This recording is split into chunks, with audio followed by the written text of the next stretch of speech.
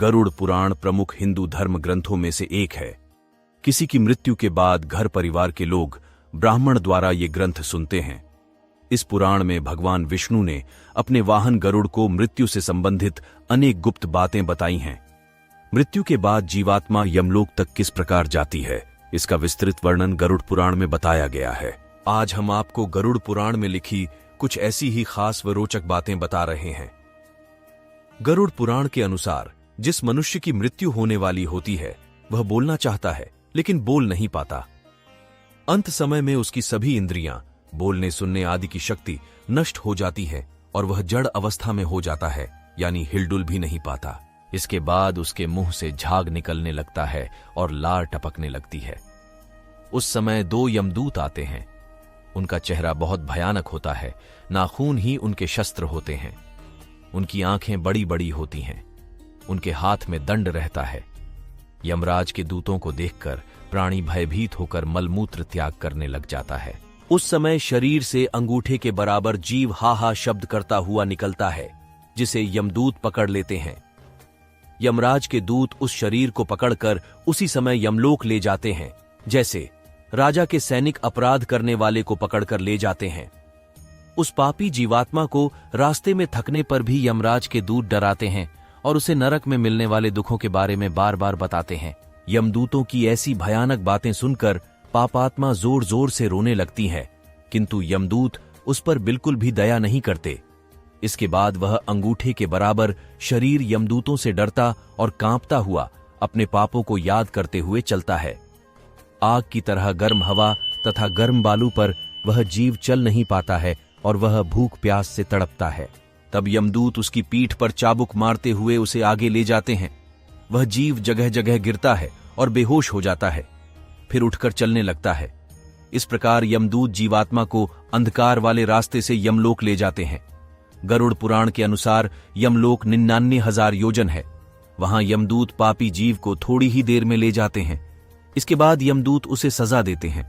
इसके बाद वह जीवात्मा यमराज की आज्ञा से यमदूतों के साथ फिर से अपने घर आती है। घर आकर वह जीवात्मा अपने शरीर में पुण्य प्रवेश करने की इच्छा करती है, परंतु यमदूत के बंधन से वह मुक्त नहीं हो पाती और भूख प्यास के कारण रोती है। पुत्र आदि जो पिंड और अंत समय में दान करते हैं, उससे भी प्राणी को तृप्ति नहीं होती, क्योंकि पापी लोग को दान श्रद्धांजलि द्वारा तृप्ति नहीं मिलती। इस प्रकार भूख प्यास से युक्त होकर वह जीव यमलोक जाता है। इसके बाद पापात्मा के पुत्र आदि परिजन यदि पिंडदान नहीं देते हैं तो वह प्रेत रूप हो जाती है और लंबे समय तक सुनसान जंगल में रहती है।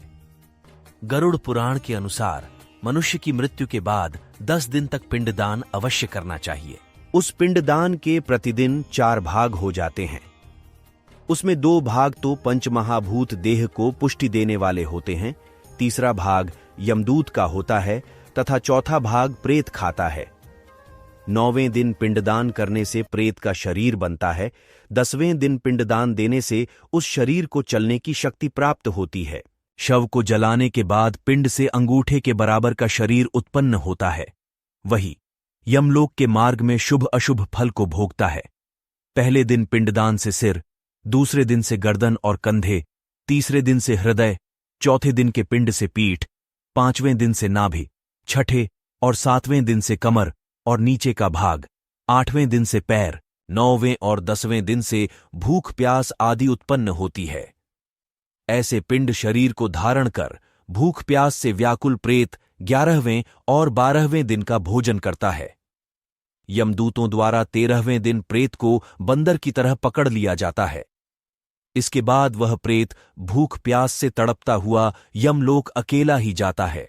यमलोक तक पहुंचने का रास्ता वैतरणी नदी को छोड़कर 86,000 योजन है। 47 दिन लगातार चलकर आत्मा यमलोक पहुंचती है। इस प्रकार मार्ग में 16 पुरियों को पार कर पापी जीव यमराज के घर जाता है। इन 16 पुरियों के नाम इस प्रकार हैं: सौम्य, सौरिपुर, नगेंद्र भवन, गंधर्व, शैलागम, क्रौंच, क्रूरपुर, विचित्र भवन, बहवापाद, दुखद, नानाक्रंदपुर, सुतप्त भवन, रौद्र, पयोवर्षण, शीतढ़, बहुभीति। इन 16 पुरियों को पार करने के बाद आगे यमराजपुरी आती है। पापी प्राणी यम पाश में बंधे हुए मार्ग में हाहाकार करते हुए अपने घर को छोड़कर यमराजपुरी जाते हैं।